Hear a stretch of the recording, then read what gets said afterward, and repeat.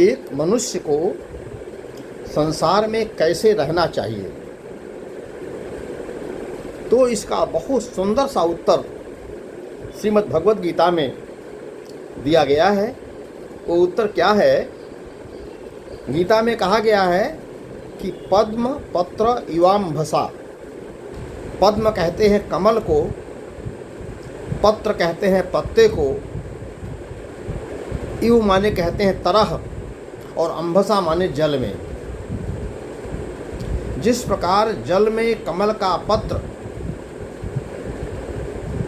कमल और कमल का पत्र जिस प्रकार से जल में रहता है, उसी प्रकार से इस संसार में एक मनुष्य को रहना चाहिए। जिस प्रकार से कमल का पत्र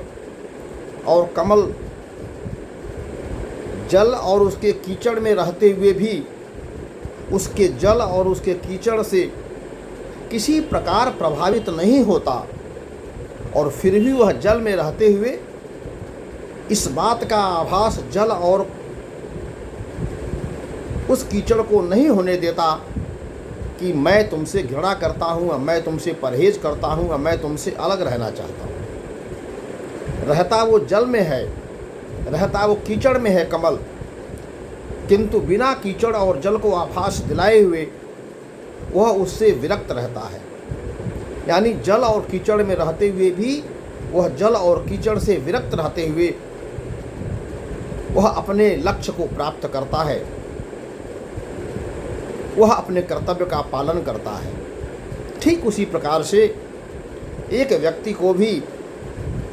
इस संसार रूपी जल में, इस संसार रूपी सागर में, इस संसार रूपी कीचड़ में रहते हुए संसार की समस्त विपत्तियों से, समस्त आपदाओं से, समस्त प्रतिकूलताओं से, समस्त जिम्मेदारियों का निर्वाह करते हुए,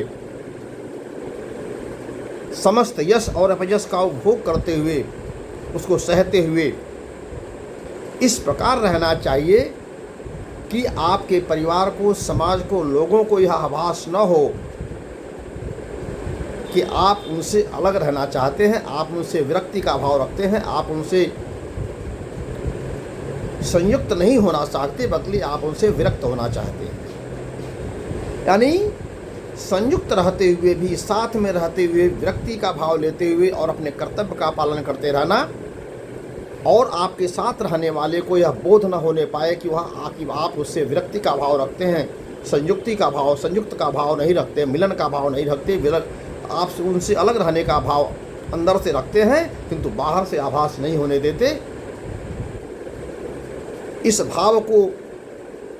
हम जितना अपने अंदर पुष्पित, पल्लवित और संवर्धित कर पाएंगे, उतना ही हमारा इस जीवन में, इस संसार में हमारा जीना सार्थक हो जाएगा। और गीता का यह वाक्य कि पद्म पत्र इवाम्भसा,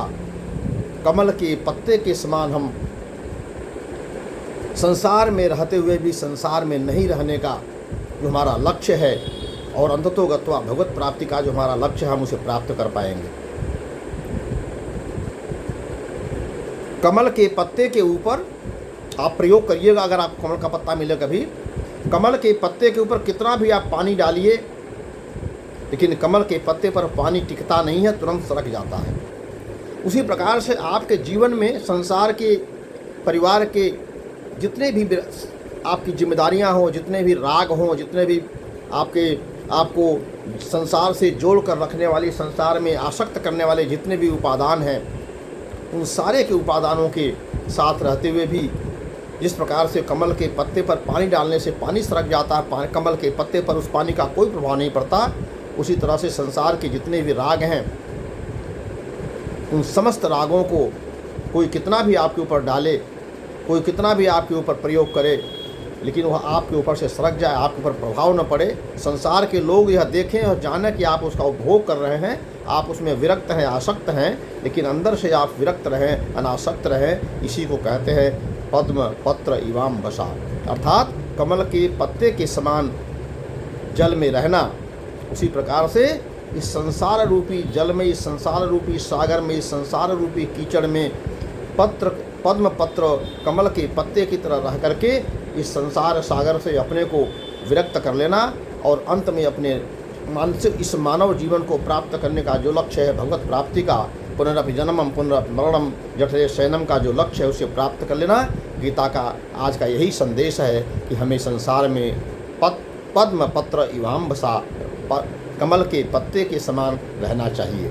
हरे कृष्णा। यदि हमारी बात आपको अच्छी लगी हो तो अधिक से अधिक लोगों को आप इसे शेयर करें। हो सकता है किसी के जीवन में कुछ परिवर्तन आ जाए और हो सकता है कोई इस सूत्र के माध्यम से अपने जीवन को जीने की कला सीखने का प्रयास करें, तो आप भी पुण्य के भागीदार बनेंगे। मैं गोपाल माधव दास अपने यूट्यूब चैनल गोपाल माधव दास पर आपका हार्दिक स्वागत करता हूं, आपका अभिनंदन करता हूं और आपसे यह प्रार्थना करता हूं कि आप अधिक से अधिक लोगों को इसे शेयर करें और हमारे यूट्यूब चैनल गोपाल माधव दास को सब्सक्राइब करें। हरे कृष्णा हरे कृष्णा हरे कृष्णा।